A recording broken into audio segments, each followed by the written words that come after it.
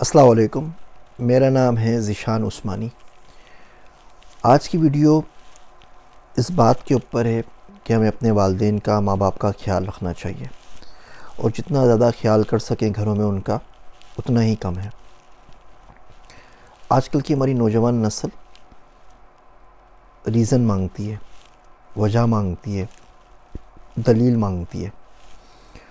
آپ کو کائنڈ ہونے کے لیے، مہربان ہونے کے لیے، رحم دل ہونے کے لیے یقین جانیے کسی دلیل کی ضرورت نہیں ہے۔ کوئی وجہ نہیں ہوتی کہ آپ ایک اچھے انسان بن جائیں۔ اچھا انسان سب لوگوں کے لیے کام کرتا ہے، سب لوگوں کا ہی ساتھ دیتا ہے۔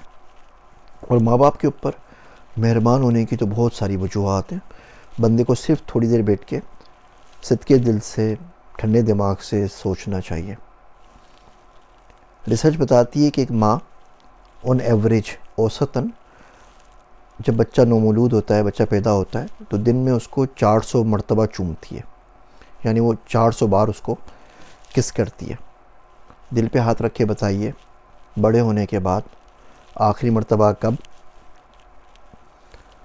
آپ نے اپنی ماں کو گلے لگایا تھا، اس کے ماتھے کو چوما تھا؟ آخری بار کب ایسا ہوا تھا کہ باپ سے 1-1.5 منٹ کے لیے گلے ملے تھے؟ وہ 3 سیکنڈ والے گلے نہیں، تو 1-1.5 منٹ تک گلے ملے تھے اور اس کے ہاتھوں کو چوما تھا۔ دیکھیے، آپ کے اگر اپنے بچے ہیں نا، پھر تو ماں باپ کو سمجھنا بہت ہی زیادہ آسان ہو جاتا ہے۔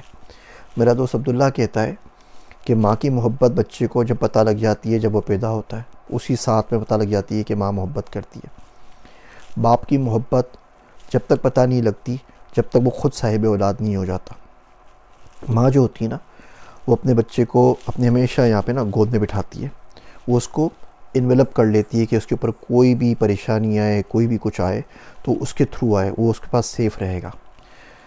باپ جو ہوتا ہے بچے کو ہمیشہ کندھے پہ بٹھاتا ہے، کیونکہ وہ چاہتا ہے کہ جہاں تک وہ نہیں دیکھ پایا نا، اس کا بچہ اس سے بھی دور آگے دیکھ سکے، اس سے بھی آگے دور جائے۔ تو آپ اپنے بچے کو آئس کریم کھلائیں تو سوچ لیں کہ آپ آئس کریم کھائے بغیر تو جوان نہیں ہو گئے نا۔ آپ کے باپ نے بھی کبھی آپ کو آئس کریم کھلائی ہوگی۔ آپ کا بچے کا پیمپر چینج کراتے ہیں تو سوچ لیں کہ آپ کے ماں باپ نے بھی آپ کا کبھی پیمپر چینج کرایا ہوگا۔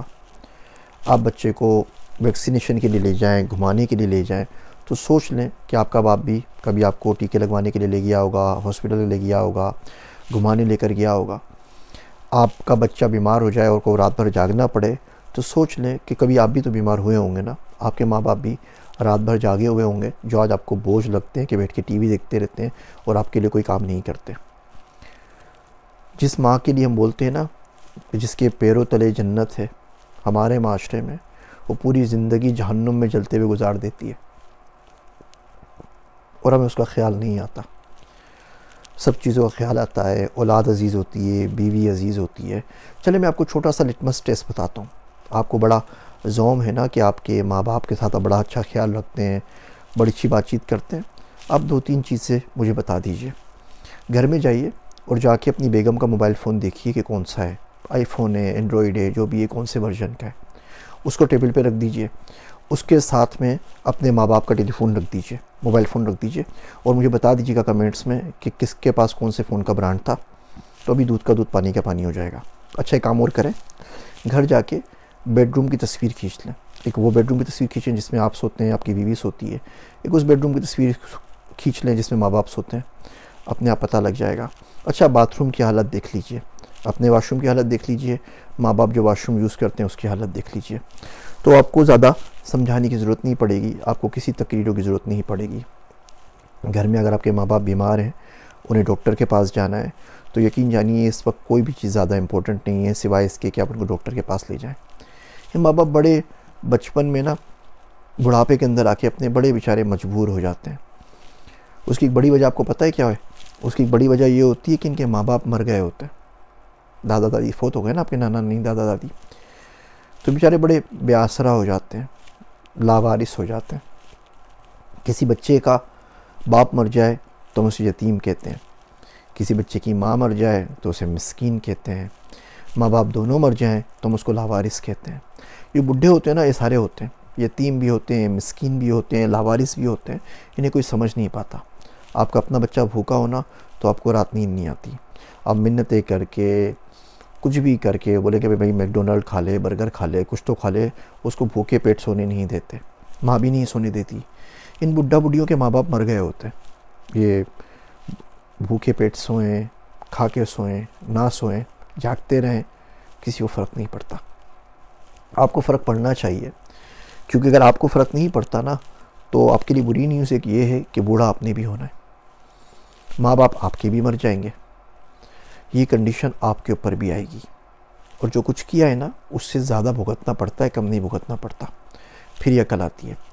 ماں باپ اگر زندہ ہیں تو ان کے پاس جائیے اور ان کا خیال رکھیے، بغیر کہے خیال رکھیے، بغیر کسی وجہ کے ان کی عزت کریں۔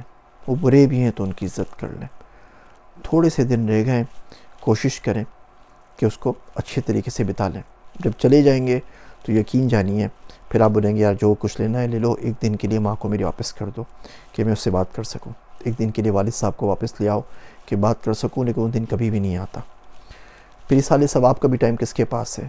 کون بچے ہمارے پاس ہیں جن کے ماں باپ چلے گئے، وہ روز ان کے لیے دعا کرتے ہیں کہ اللہ میرے ماں باپ کو معاف کر دینا، انہوں نے میرا بڑا خیال رکھا، اے میرے مالک، اے میرے پروردگار، میرے ماں باپ کی قبروں کو ٹھنڈا رکھ۔ ہم میں سے کون ہے جو سورت پڑھ کے کوئی ان کے اوپر پھونکے، جو کوئی ان کو روز اصالِ ثواب کرے قرآن شریف کی؟ کوئی بھی نہیں کرتا بھیا۔